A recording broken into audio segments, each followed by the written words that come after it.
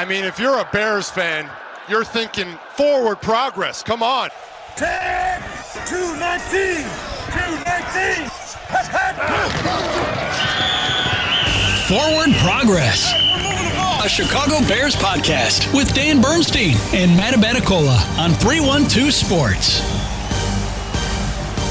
You are hereby awarded Forward Progress, and we are busy today. We just finished up DBU, and I mentioned if you want all the football stuff, we have put it all here because as we get closer to the Super Bowl, there is a lot going on. We had the annual State of the League address yesterday by Roger Goodell, and jobs and Hall of Fame voting and Bears stuff, so you're in the right place. Yep, lots of things for you here on Forward Progress. And again, reminder to you, we will keep Forward Progress going every day throughout the entire offseason. And growing. You're not wrong. Yes.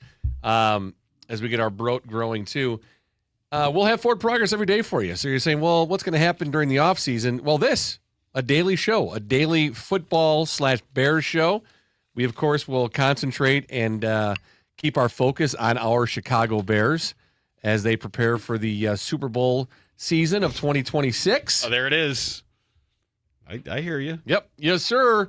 But we'll keep it here for you every day, and we will talk with some guests and have people on and do some things. And we're going to have to figure out, too, how we're actually going to get you ready. We haven't really talked about the game, and I know it's only Tuesday, but we've got these days to figure out how to talk about how the Seahawks are likely going to motorboat the Patriots.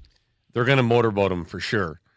I have it as at least. I can't beat him. I got to join him. I have to. Thank you. I'm going to join Finally. you. It's like 21 weeks. I know. I'm not going to fight it anymore. I made the decision. If we're going to go with Motor Broat, we're going to go with Motor Broat. Our audience, our friends, they've caught on as well too. They're no longer correcting me. They're joining me on the motorboating. It's boat race, Matty, not motorboat. Yeah, that hasn't happened in like 8 weeks, so it's been a thing now. So okay. I'm glad you've joined the party. I'm fine. I think the Seahawks are going to motorboat them. I got by at least I'm going to say at least 17. So at least two touchdowns and a field goal. I thought you were going to go 10. No, at least 17. Woo. I might be up at 21 before the end of the week. Damn. Yeah. Okay. I like waiting for those DBU picks on Friday. I like my doppelganger. I like him a lot. I think he's a good coach. I think Drake May's got potential to be something special in this league, but not this week. Not this week. And I'm taking Seattle by at least 17. I'll get the final number by Friday. All right, our picks. So we did hear from Roger Goodell yesterday.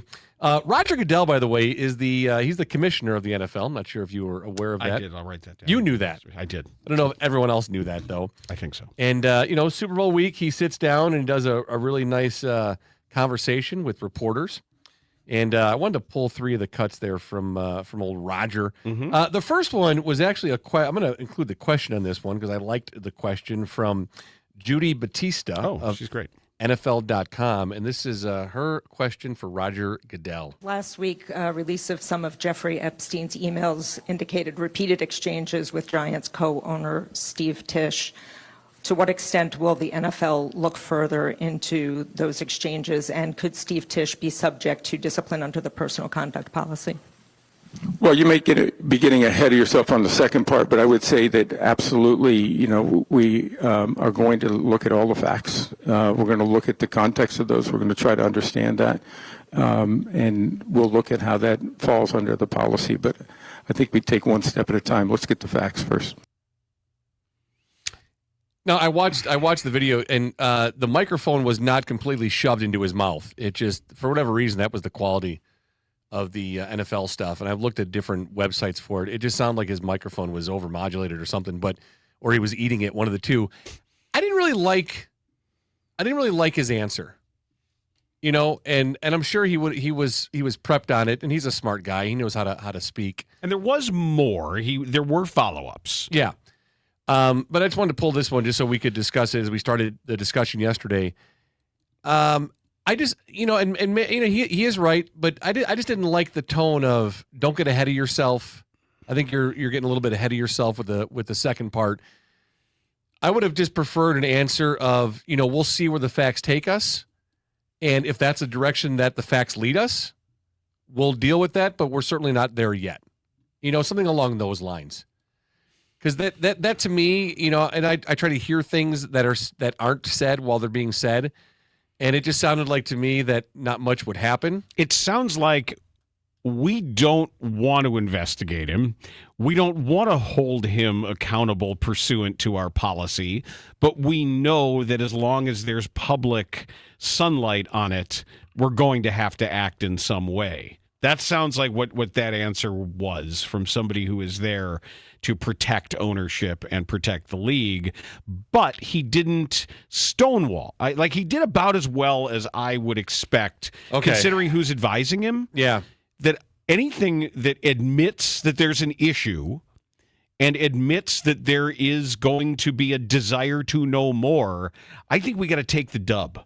Yeah, no, I agree. He didn't stonewall it, but I think, that tone, and of course it has to be that way because that's why he's there. He's not in charge of the league. He's the guy that's there for the owners. Mm-hmm.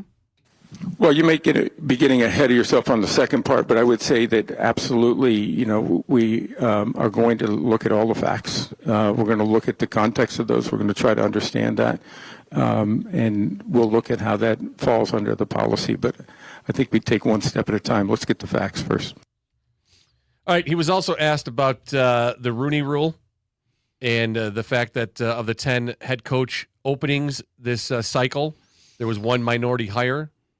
We need to continue to make progress, and I believe that. I believe diversity is good for us. I think we have become a more diverse league across every platform, including coaching. But we still have more work to do.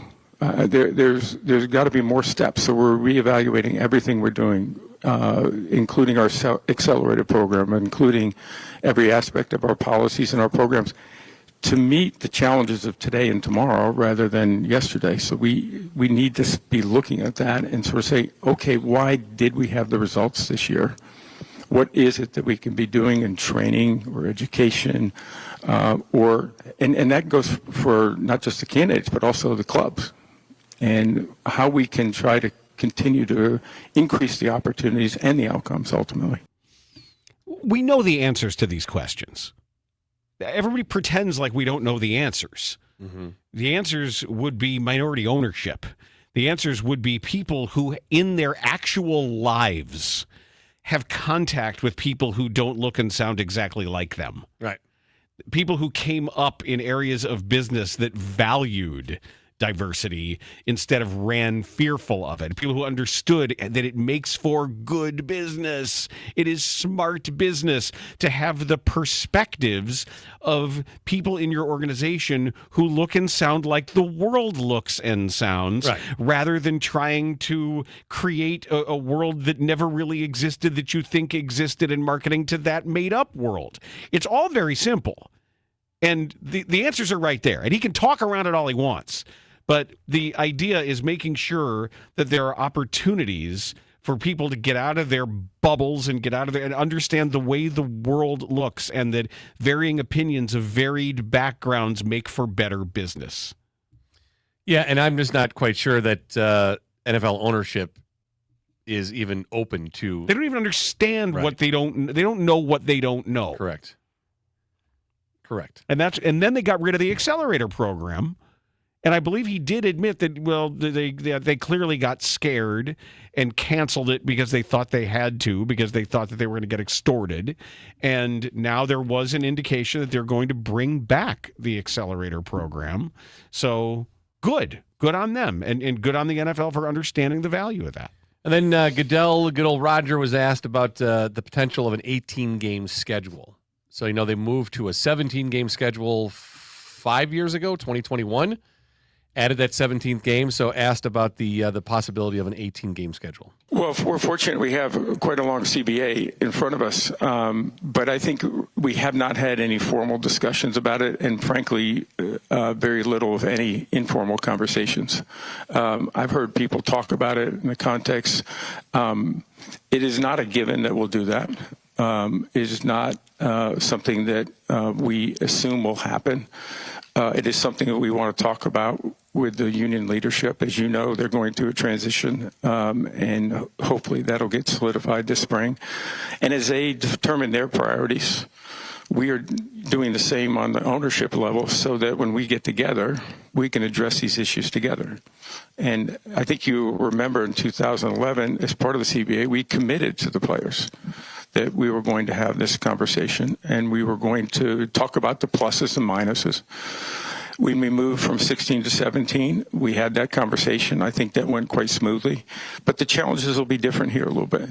And it'll depend on a lot of factors, including safety of the game.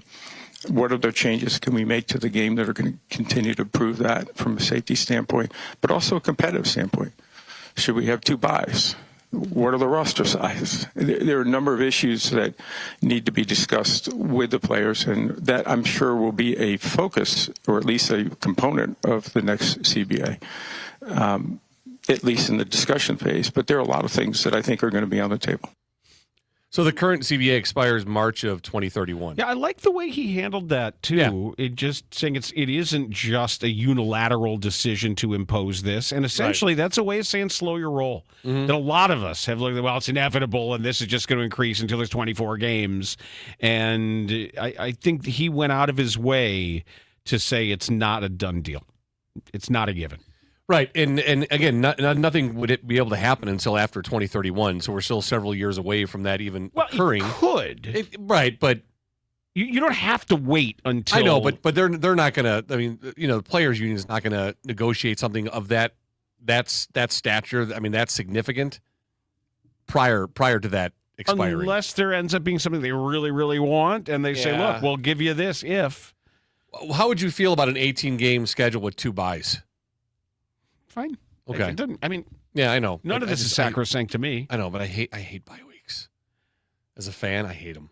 Yeah, but as a podcaster, I kind of like them.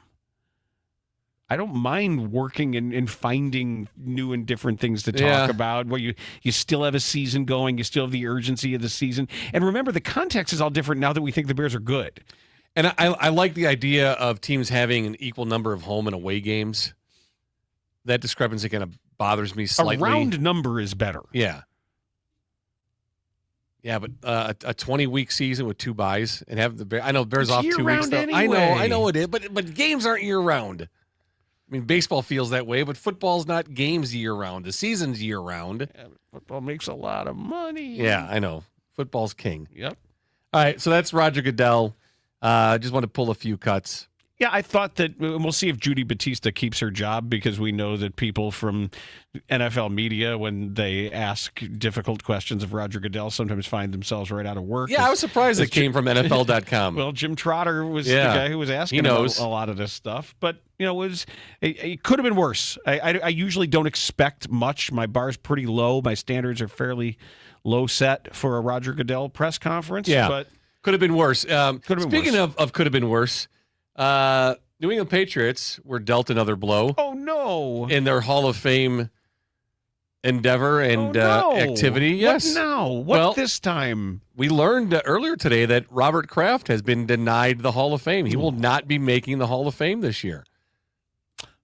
So Robert Kraft and Bill Belichick. So let me ask you this, Columbo.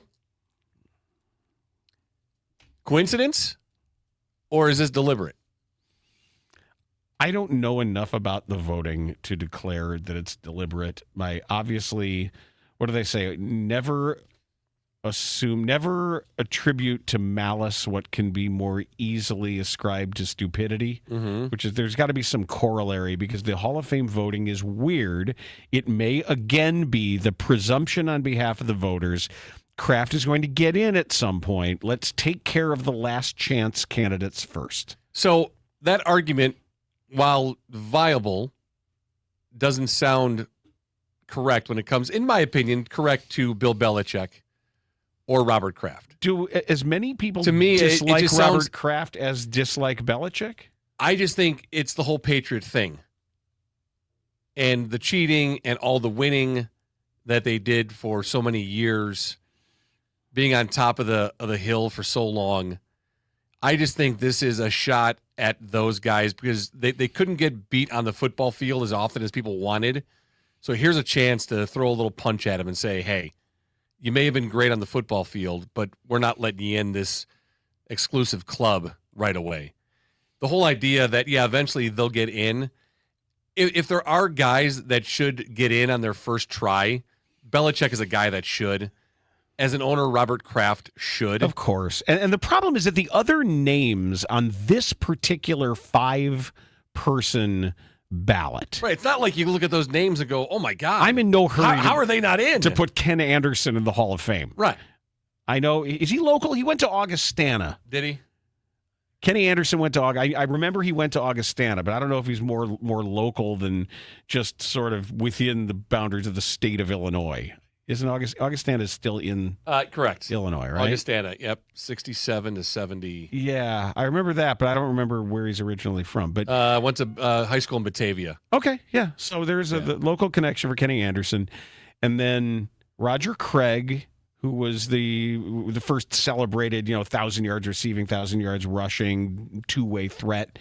And L.C. Greenwood, how many people from that defense are going to be in the Hall of Fame now? Right, and why is Roger Craig not in yet? I don't know. Maybe they got him confused with the San Francisco Giants pitching coach. Yeah, like I don't know. Like he should be towards the end of his availability, right? I thought he kind of got in a little bit sooner. Yeah, but like again, with the whole argument when it came to Belichick, was it last week? It was like, oh, we know he'll get in, and there's guys here we're trying. And now you do it again. I just don't think it's a coincidence to me. Did you see who else was voted down along with Belichick and Kraft? Who? Eli Manning didn't make it on this vote, but probably will. He will. I mean, a two-time Super Bowl champion. Yeah. Yeah. But was he ever considered one of the best quarterbacks in football? No. That's the argument. Yeah, he's got 2 Super Bowls. Was he ever in that first breath best quarterbacks in football? No. Oh, okay. Well, that would. I mean, in my opinion, if I'm a voter, no. That's what I'm asking. Yeah, that'd be the counter argument. But I'm sure there's a little bit of distaste for Robert Kraft. I'm sure there is. It's hard for me to pretend I care, other than just finding it all funny. Oh, I don't care. Logically, it's just like the guy should be in. He should be in. Belichick should be in. But my concern for it, and I don't even have concern, it ends right there. I think the whole thing is funny. And if you're putting owners in, it's really hard once we go down the slippery slope of what constitutes awfulness among owners. Mm-hmm. Most billionaires are awful. Some are not. A lot are. Actually, no one who's not. Yes. But a lot are just inherently awful. And if you really started picking through a lot of, this person donated to this person and this person was connected to this person and this effort and that effort, you'd have a hard time feeling happy about honoring any one of these people. See, that's why I don't like the whole process and how the whole process can draw out, and particularly in baseball, but I don't want to get into that aspect of it. Either a guy's in or a guy's not.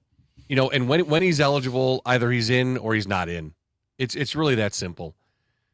And that way you avoid all this bullshit. Again, if it's making Patriots fans unhappy, fine. Yeah, I don't care. It's just from like a reasonable, logical standpoint, the guy should be in without having to wait. He's eligible, he should be in. Robert Kraft's eligible, he should be in. What is he, 84? I don't know what he is. I think so, 84, 83. I think he's 84. Okay. So, with the guys starting to get up there, and you're thinking about, will he? Are they waiting for him to go before they give him the honor? I don't know. Let him celebrate that way? I don't know. He doesn't know. Well, we'll head down to the cemetery and let him know. I can't answer. Hey, Bob, you got in. I can't answer for all those. Hello there. Hello there, Bob. Not that. Bob and Niles in. Oh. In, and I'll introduce First ballot. him. I'll introduce him for his speech. Whatever happened to Juan Pizarro? Oh, wow. I just got an idea. What, you did the Score Hall of Fame, remember? Or the Boers and Bernstein Hall of Fame? Wasn't that your bit? Yes. I thought what we enshrined, bacon? No, I got the notes at home. I got to bring those notes in and go through. We need to go through our Tournament of Bad. We can read off who the entries were. I remember a lot of them. A lot of them were pretty. I think before it was even cool, we were making fun of anti-vaxxers. Yes. I think they won one year, didn't they? They might have. I gotta look. I got this stuff at home. I think so. And now they're in charge and they make everybody sick. Hooray! Yeah. So maybe they're waiting for Bob. I don't know. Again, to me, it's not a coincidence. It's okay. That's deliberate, All right. and I'm fine with it. I'm not mad about it at all. I don't know enough about it to accuse anybody. Watch, I'll show you, Robert Kraft. You're not getting into because like that isn't that quite the honor? Like first ballot. yeah, that's the thing, man. Like you didn't have to wait.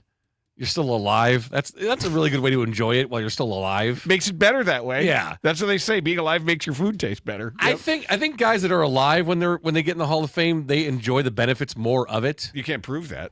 I can't, but I need to see your work on that one. I mean, I want to see how many signatures the dead guys sign. You know, how many But autographs. that's a real cynical way of looking at it. how many card shows do dead guys get invited to?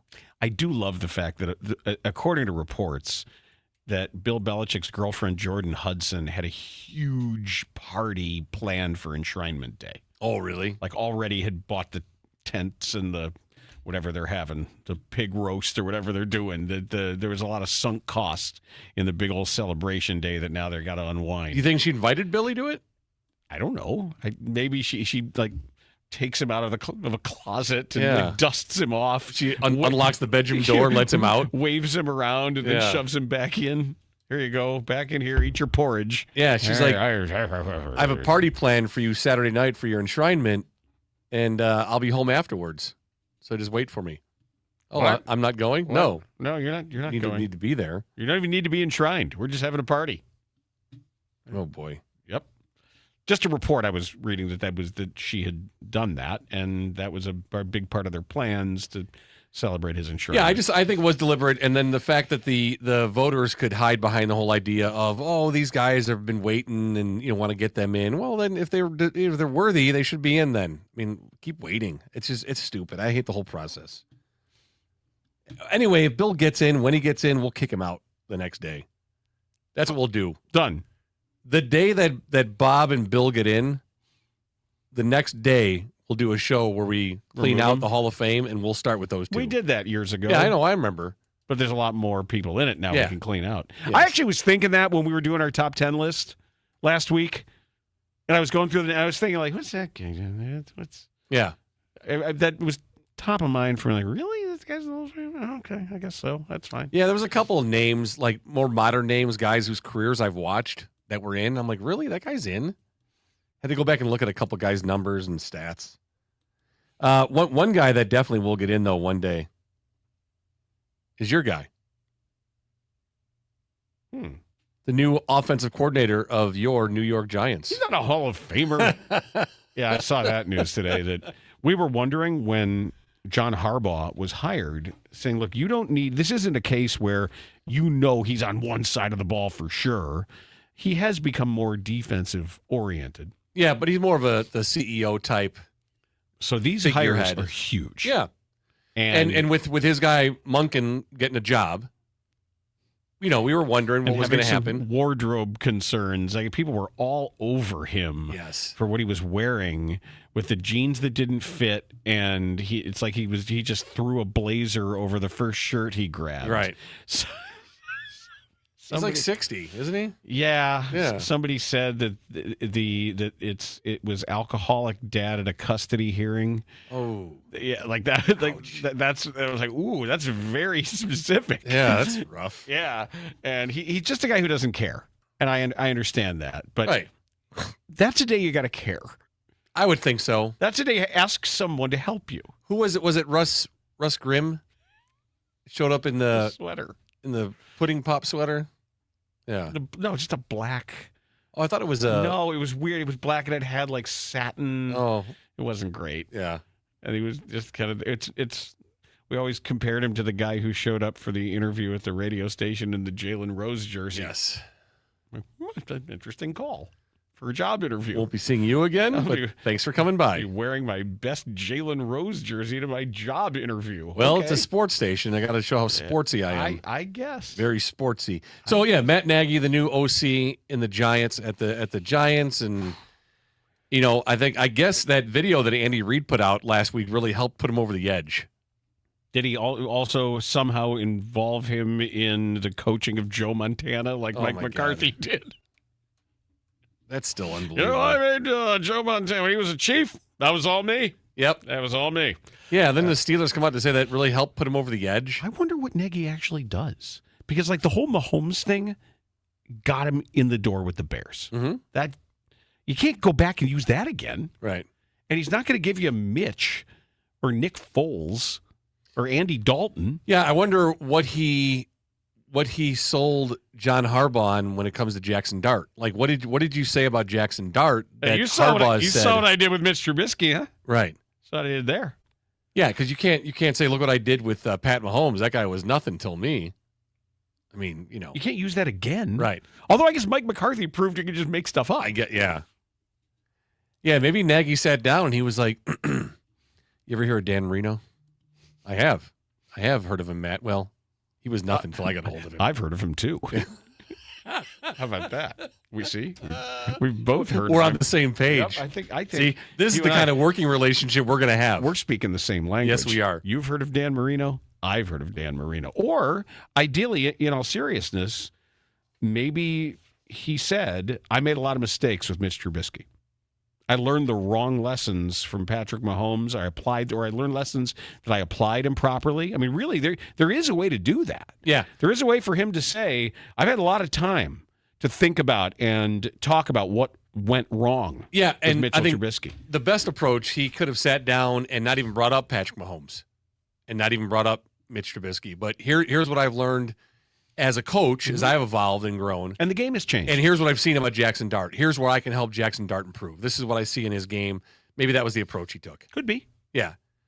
And I don't know. And part of me hopes he does well. And I don't even know why. Because I can't get over that 2018 season. But I never had a huge problem with it. I mean, he got really snippy and sour late because they were losing, and his baby, whatever the offense was supposed to be, just didn't work. Yeah, it was and bad. it took a while for him to realize it didn't work. And then when it was over, when he gave up play calling duties to Bill Lazor, Yeah. that was it. So, and even though it was bad football and the Bears got bad, I never had a strong dislike towards Matt Nagy. Like I have other guys that shouldn't have been there. No, and I thought it sucked how his kids were treated, and there was all these stories about people yelling things at them, like, well, that's what happens if your dad is the coach of the Bears. It was still, it was Bush League, a lot of that stuff. Yeah, I told you this. Same thing happened to my guy, Luke Getzey.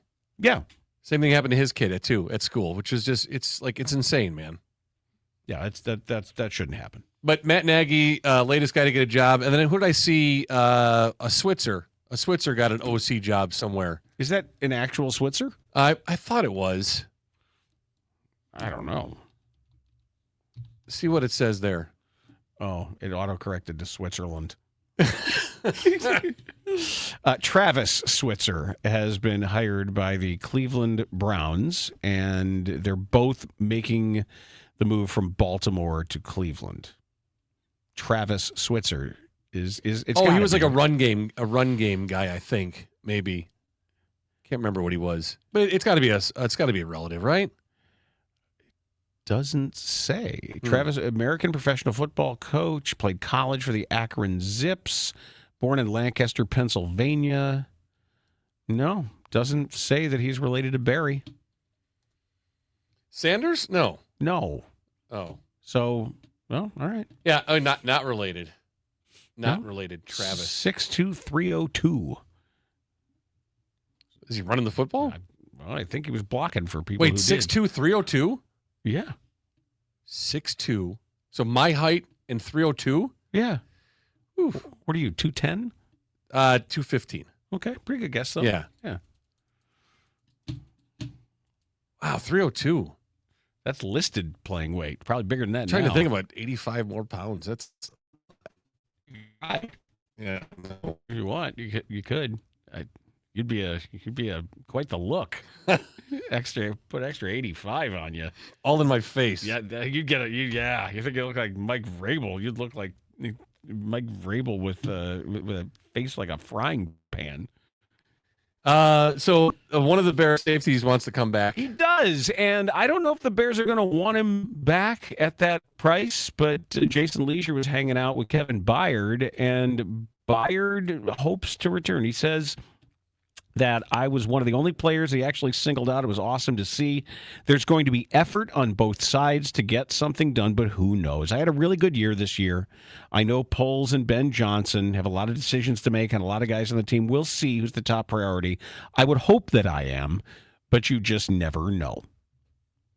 He's going to be 33 before next season, and he played for $15 million over 2, which isn't much. Maybe if I don't know what he's willing to accept, I would go with a 1 year.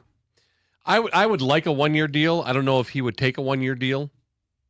I don't know if his agent would negotiate a 1 year deal. I think he might be looking for 2 at his age. Wrap up 2 more years of your career. I don't know if I want to go 2. I don't know if I do either. No. I would 100% go 1 year. Mm-hmm. 100%. Yep, I'd give him a little bump and go 1 year. Yeah. I agree with that. And then they'll make the other judgments on Jaquan Brisker, Nashawn Wright, CJ, GJ, all kinds of possibilities there. My guess is that Nashawn Wright is going to be an expensive starter for another team. I agree with that because I saw anywhere of like the $13 to $16 million range per. Yeah, and I'm not interested in that. Yeah, the Spot Rack says 3 years, $50 million for Nashawn Wright. It's a lot of money. It's a big number. Yeah, I mean, if you can guarantee 6 interceptions and 9 takeaways, sure, I'll do that. But this is a you can't peak guarantee that. year. Yeah, I know. No, certainly. Yeah, not. that's the thing. If that's the peak, what are you getting for average? You don't pay for what you did. You pay for what somebody is going to do. Right. And I think God, baseball's so much better at this. Baseball is so much better at being able to use expected stats and being able to use projections and give a range of outcomes. Well, it's an individual sport. I know. It's so much easier in baseball to say, we have a really good idea of what you're going to produce for us statistically. Right. Well, I mean, which is why a team like the Dodgers can spend, $9 billion in their payroll because you can be really smart with your data and your statistics and your research and your understanding. You can do that kind of stuff. Yep. And you can say, if you reach the 95th percentile of these numbers, you can be paid extra for this, this, and this, and this, and have a very good sense of what the odds are that you're going to be actually paying that. Yes. So you mentioned Kevin Byard and Jaquan Brisker right there. I looked at our guy, Matt Miller. He put out his first mock draft. Oh, that's a story. That's its own holiday. Right. So I just looked at what he had for the Bears, for our Chicago Bears. And he has the first 2 rounds completed, the Bears with the 25th and the 57th picks. And here's what he had for the Bears' 25th pick, bottom of the first round. Edge rusher from Missouri, Zion Young. Zion Young. I like him. Do you? I do. He's got and actually, for what Dennis Allen likes to do, he's about right with as far as his body type.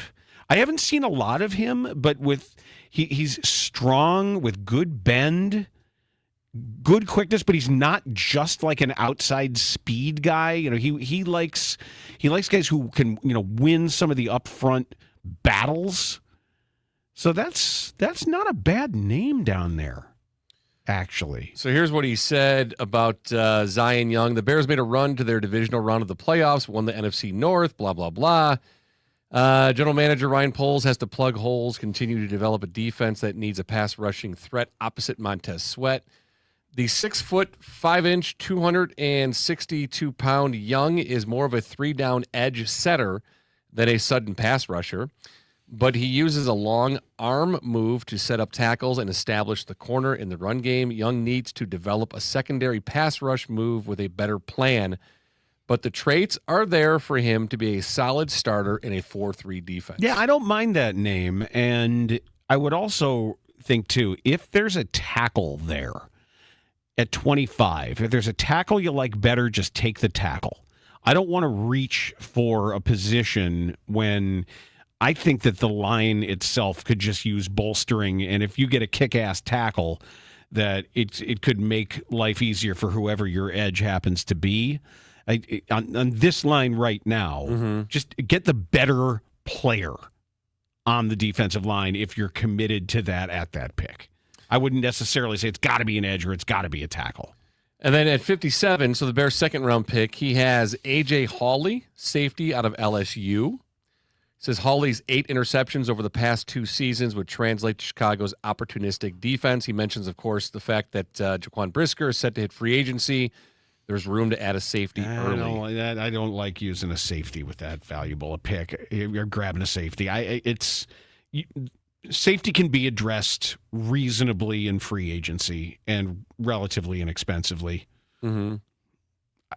No, to me, that is a position where you can find a pro to come in there and just be a pro. I'm interested too because his first 2 picks, obviously here are defense, and we talked about it at the end of the season.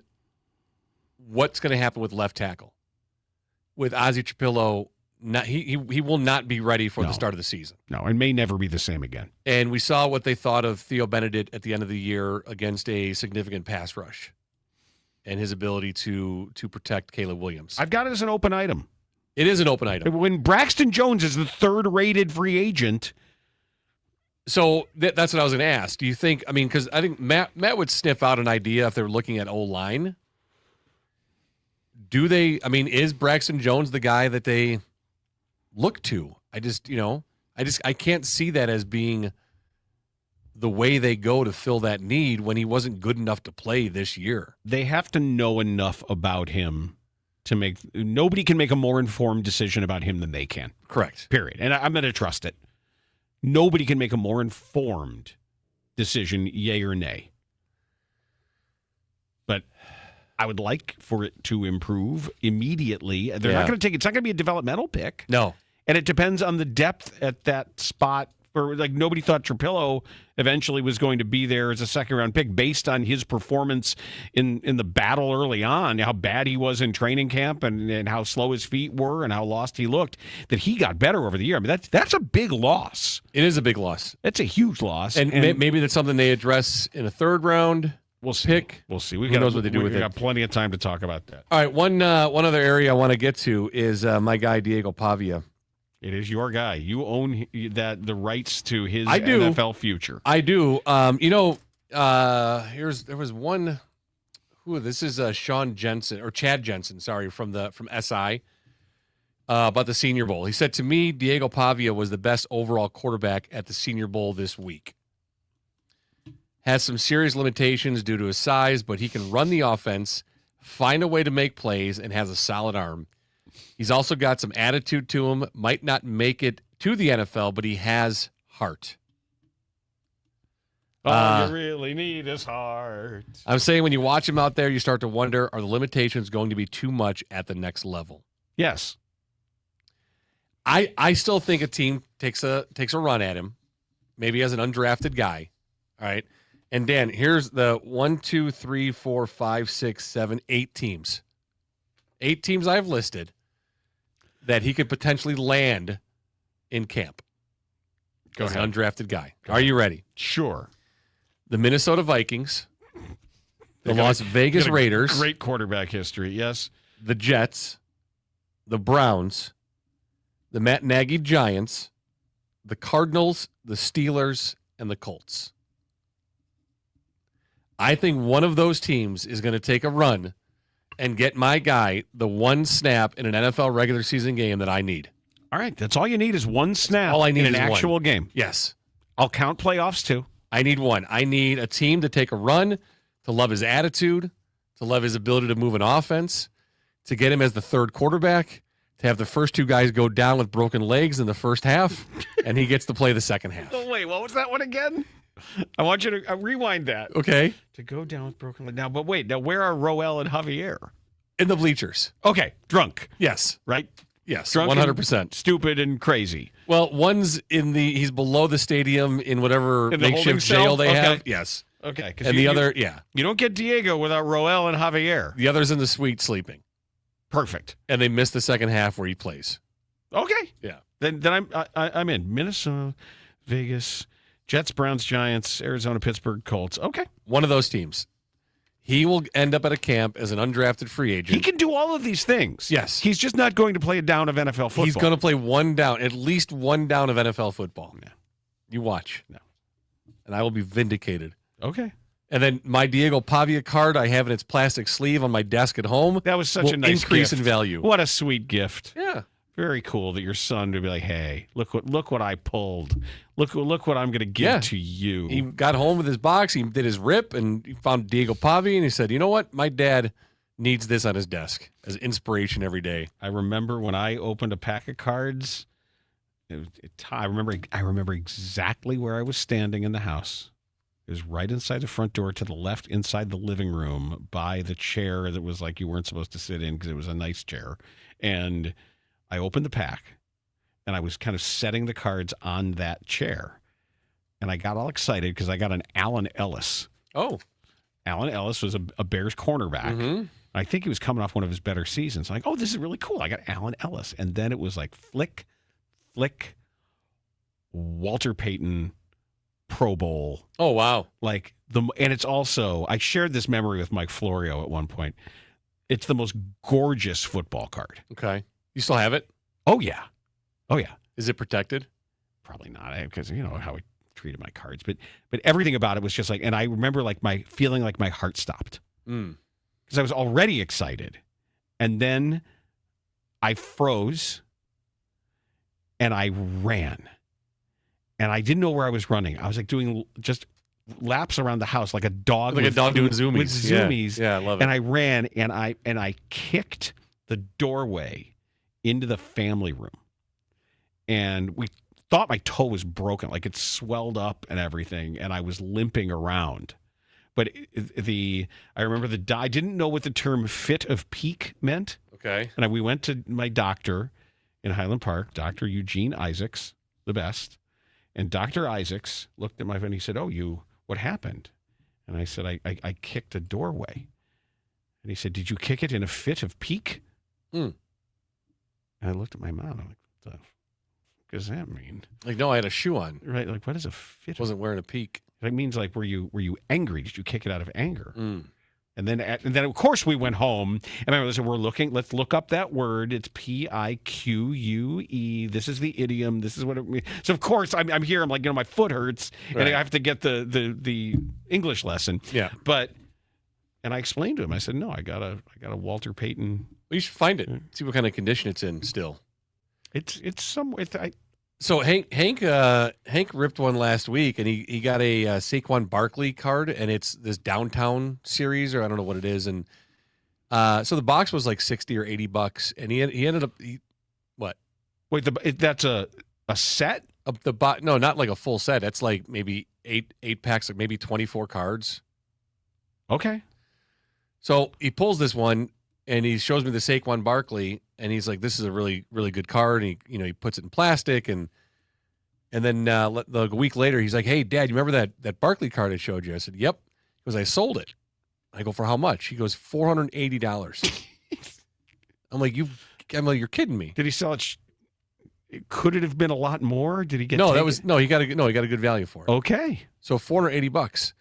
So we went to a card shop in Grays Lake, State Line, and so we're there, and there was a box, and it was some big box. It was like $80, and it had 12 packs in it, so like 6 or 8 cards in each pack, 12 packs. And I'm like, all right, I'll get you guys this one, and we split it, and so I gave them 5 each, and then I kept 2, and they're like, oh, you're gonna pull your own? I go, yeah, I want to pull a card. So I pulled one out, and it's not like a regular card, but it's a Luther Burden card. Yeah. And it's in the 87 jersey. Okay. And they told me it's a really good one. And so we got home and they immediately put it in plastic for me. And they're like, don't do anything. Oh, they took it out of circulation. They're like, don't do anything with this card. Don't bend it. Don't do anything. What makes it? Is it because he's wearing the 87 that was the preseason number? Well, it was a different. It's not like the regular card, like in the card set. Like the cards, if they're special, have different graphics to them. Oh, I know, I understand. Yeah, or like a piece of DNA or fabric, or yeah. So this one had a different appearance to it, and it was also in the 87 jersey.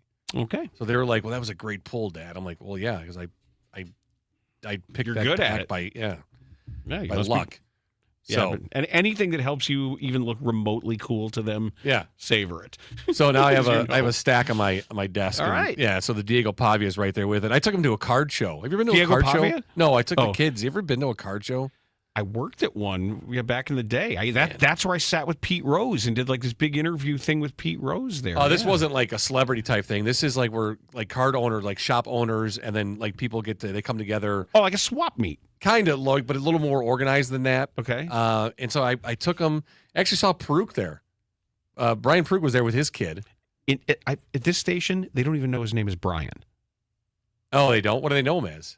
Whip. Oh, that's all he is. He's Whip in the morning. He's Whip on the morning show on the mix. I swear to God, I said, "Where's Brian?" Like, who's that? Oh God, that's funny. They don't know. We only know him as Brian. I call him Brian. So I was sitting there away from all the activity, and Brian came walking over, and his kid was there. So I hooked up his kid and my kid. They exchanged usernames on some card app that they buy and sell and swap, and so. Mm-hmm. But the card thing. So let's go find that Walter Payton card. Well, I mean, you can look it up. It's just such a great looking card. I want to say it's 78. You got to find that, man. That could be worth something if it's. It is terrible condition. Oh no, it not is bent in half or anything. It is. It's the 70 covered in like barbecue sauce. That's 78, 77. I'm trying to remember because I think I posted something before. Yeah, it's the 77 card. Okay, what's it worth? Graded. Oh wait, what is this? $44,000. Get out of here. It's got to be in mint condition, though. Yeah, that's all pro gem mint. No, mine is going to be nowhere near that condition, but I definitely do have. This says 5,000. This says 1,800, but that's mint graded. Oh, here. This one says it's pre-owned, worth $1. This says $29.95. Yeah, I'm sure mine is not worth anything. What if your card was worth $44,000? You've just been sitting on it the whole time, and it's in a shoebox, and it's all bent in half. It happens. You wouldn't be disappointed in yourself? No. That you broke your foot over it, and then years later, you just let it rot? No. Disintegrate to hell? If it gave me that much joy that I in almost that moment, took my foot off, yeah. I don't know. No, I can't, you can't go back and think about things like that. Well, look at you being mature. What else am I going to do? Am I going to waste time worrying about that? I waste time worrying about other things. Remember that one time you emailed me? It was years ago. You emailed me, and the email just said, "Start worrying." And I responded back. I go, "So what?" And you're like, "We don't know yet." I'm like, "Oh, okay." Yeah, I do a lot of work on that. Believe me, I do a lot of work on that. But email from Dan. But I'm saying, start worrying. But what a gorgeous football card! Like really, could you just as far as the colors, the 1,000-yarder football that's on there, it's a young, handsome Walter Payton. I mean, everything about it is just that. I think that's my favorite sports card ever. It's my absolute single favorite sports card. Yeah, so this is the thing that Hank pulled. That's the Saquon Barkley, Don Russ downtown card. Wow. Yeah, so there's a lot going on in that. Sold picture. it for There's a huge eagle over him. $480, man. Nice for that's good. So then we made a deal. He's probably trading crypto too. I made a deal with both of them. I was like, if I buy any more boxes in the future, and you pull something like that, I get my money back. I get the cost of the box back. Yeah. Oh yeah. I don't want a share of it. That's fine. Okay. I just want my money back. So we made that agreement, both boys. But now they got wads of cash. They got briefcases. It's really bizarre, man. They got these giant briefcases. They look I should have made a deal like that when we got Jason. That we got him Apple stock and we got him Berkshire Hathaway. Oh, I should have got a deal. I didn't really think about that. It was a bar mitzvah present. Yeah, I had like 1,000 shares of Apple back in like 82, 83. He got me some fruit company. He invested in some. He got magic legs and invested in some kind of fruit company. That's what I thought it was. Yep. I was like, fruit's not going to last. I Yeah, got rid of that right this away. This fruit's the wrong color. Yeah. There's no multicolored apple. This apple's got a bite out of it. Yeah, Nobody's going to buy this. Got this Apple stock. It's a farmer. Yeah. I don't know. I don't like it. Thought there was no future in farming, so I sold it all. I don't need that crap. Dummy. All right, so so Pavia's good at the Senior Bowl, and you're excited about Pavia. I, however, am not. Yeah, all it takes is one snap. And you know what else I am often about quarterbacks? Wrong. Correct. I am. That is, I can be famously wrong about my quarterback projections. What was your worst one? My worst one was Christian Hackenberg. My worst one was Colt McCoy. Christian Hackenberg couldn't play dead, and I had people telling me like, you might want to back off this one. You do not like him as much as you like him. Like he doesn't even understand how to hold a football. I was like his helmet's on backwards. I was on remote somewhere at a Wingstop, one of the Wingstop locations, and I was singing the praises of Colt McCoy. Was going to be the next big thing in the NFL. Oh man, yeah, that was bad. Like you say, we remember our misses more than our hits. But you know, my biggest hit though ever was DJ LeMahieu. You know what? He's had a hell of a career. Yes, he has. Isn't he on the list of guys who've won a batting title with more than one team? That's correct. He's there with like Bill Madlock and Luis Arias and yeah, that was my year with Quaddy, and I was like the best infielder in this organization is DJ LeMahieu. So that my best and my worst. But yeah, not as bad as you with the quarterbacks. No, I've had bad sports thoughts around quarterbacks before. Every once in a while, I get a good feeling about one, but I'll ride with my Pavia thoughts. On I think we have a new segment coming up maybe on the show where we do bad sports thoughts instead of hot takes. Oh, I got a humdinger of a bad sports thought there just waiting to come out. Don't you worry. All right, that'll do it for Forward Progress today. We do have Forward Progress every day for you, though. And you know what else we have? This is really important because if you ever say, well, how do I find these shows or how do I go back? I remember something Bernstein said, and I'm going to clown him because I'm going to play the stupid thing that he said. Yeah, Bernstein, go get a colonoscopy. Yeah, you stupid. Jerk. Yeah, go back and watch your hockey show about the gay guys, you gay. The 312 Sports app in the Apple App Store and Google Play has all kinds of stuff. It's got all our shows, everything here at 312 Sports. Dan Bernstein Unfiltered, Forward Progress, From the 50, Organizations Win Championships. And you can also register your account to win great prizes. Right now, the prizes you can win: dinner for two at Perry's Steakhouse, an award-winning upscale dining destination renowned for its rare and well-done experience. Big Star, a popular honky-tonk style taqueria in Wicker Park and Wrigleyville, specializing in bourbon, beer, and authentic Mexican street food. STK Steakhouse, a high-energy vibe dining experience, blending a modern chic steakhouse with a lively lounge atmosphere. And for those, you want to enter the promo code THANKS. Just the promo code THANKS on any reward for a chance to win. And we have tickets to see Thomas Dolby in concert April 20th at House of Blues. For that, you can enter thanks, but you can also enter science. I made sure of it. I made sure that you could, when you see Thomas Dolby and you want those tickets, enter the promo code science. So do that. And that is the 312 Sports app. And that is Forward Progress, a Chicago Bears and NFL podcast here on 312 Sports. Forward Progress has stopped. 10, 219, 219. Forward Progress, a Chicago Bears podcast with Dan Bernstein and Matt Abeticola on 312 Sports.